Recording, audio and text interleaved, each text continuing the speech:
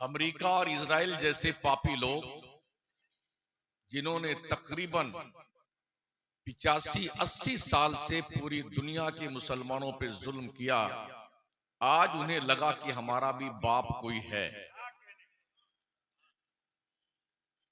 वो शिया है क्या है उसे मुझसे मतलब नहीं है। हम इतना जानते हैं किसी ने तो धूल चटाया। हमारे बहुत सारे मौलाना अल्लामा मुफ्ती लोग हैं जो व्हाट्सएप की दुनिया में फतवे लिख रहे हैं कि वो उसके लिए दुआ करना नाजायज, दुआ करना शिर्क, कुफ्र और गुनाह कबीरा और फलाना और डकाना।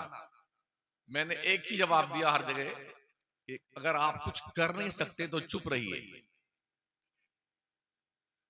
हम अपने झगड़े बाद में निपट लेंगे, आज तो निपटाने दीजिए।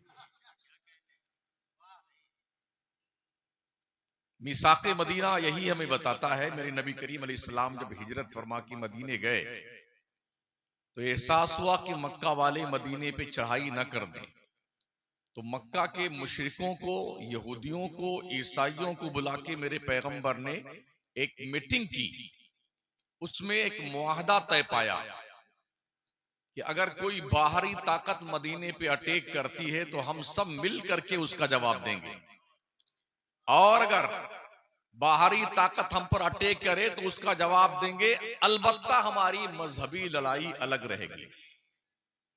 इस मुआहदे मदीना, मीसाक़ी मदीना की रोशनी में हमें यह पता चलता है कि हमारे मजहबी लड़ाइयां जो हैं, जो इख्तलाफात हैं, वो अपनी जगह पे, हम उससे लड़ते रहेंगे, नंबरदाजमा होते रहेंगे, लेकिन जब इस्लाम पर अटैक हो तो बनाम कलमा गो सबको मिलकर उसका जवाब देना है।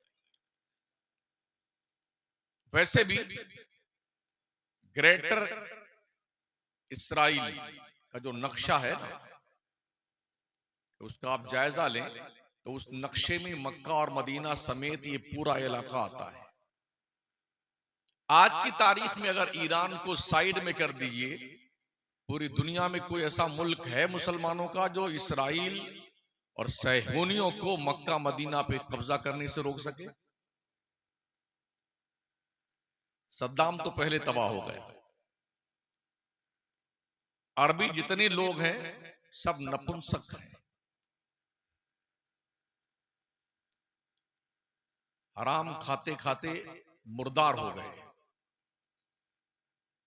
बाहर का इतना गोश्त वहां पर जाता है वो हलाल का ज़बीहा नहीं होता है। 99% झटके का गोश्त होता है जो मक्के मदीने में और दूसरे इस्लामी मुल्कों में बेचा जाता है, पकाया जाता है और खाया जाता है। इसलिए मैं आपसे गुजारिश करूंगा, अल्लाह तौफीक अगर दे कभी मक्का मदीना जाने की, बल्कि कहीं भी आप जाएं ना, होटल में, मुल्क में भी अपने, तो गोश्त वगैरह मत खाया कीजिए, दाल सब्जी खा लीजिए, दही से रोटी खा लें, मर नहीं जाएंगे। अभी मैं भभुआ में,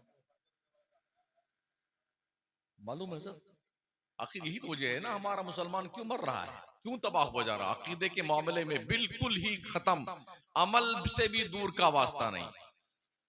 अभी बबुआ तकरीर थी मेरी सर, शायद उसमें आप नहीं आए।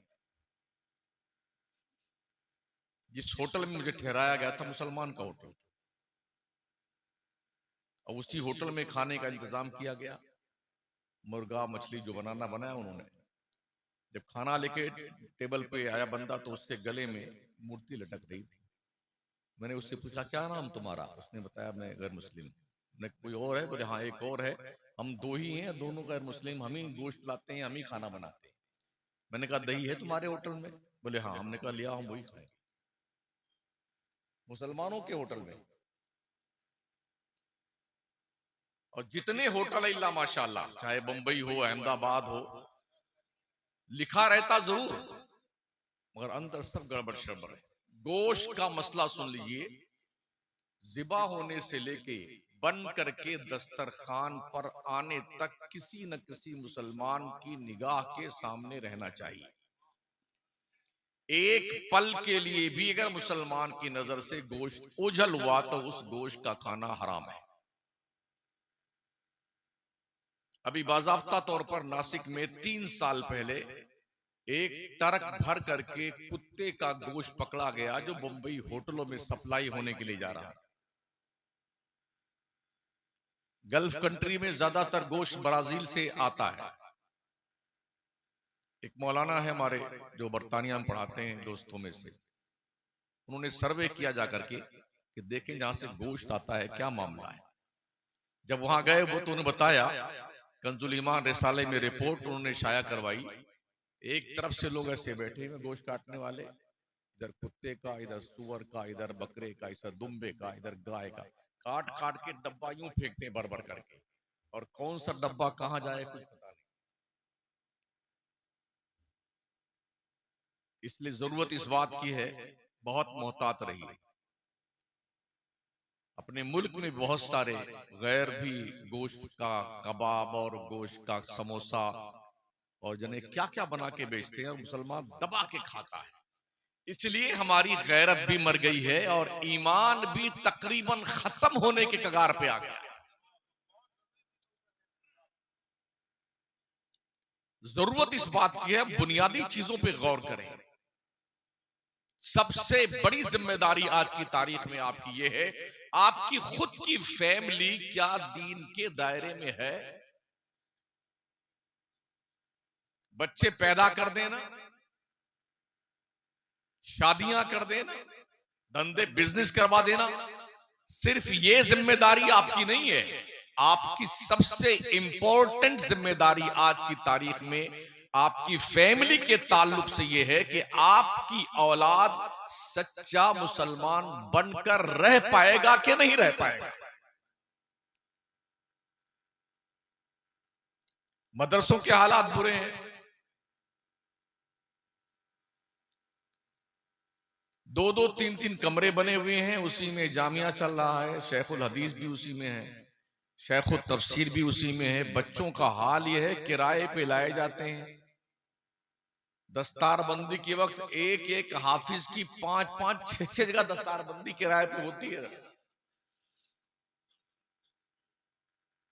उससे एक जोड़ा कपड़ा मिल जाता है, एक जुब्बा शरीफ मिल जाता है, अमामा रहमतुल्लाह अलैह मिल जाते हैं, कुछ नजराना मिल जाता है। तो 5 जगह उसे इतना मुनाफा होता है एक हाफिज को। तो यहां भी दस्तार है, वहां भी दस्तार है, वहां भी दस्तार है। आम पब्लिक क्या जाने कि ये बंदा कहां से किराए पे लाया गया। मतलब हर जगह गोरख धंधा चालू है।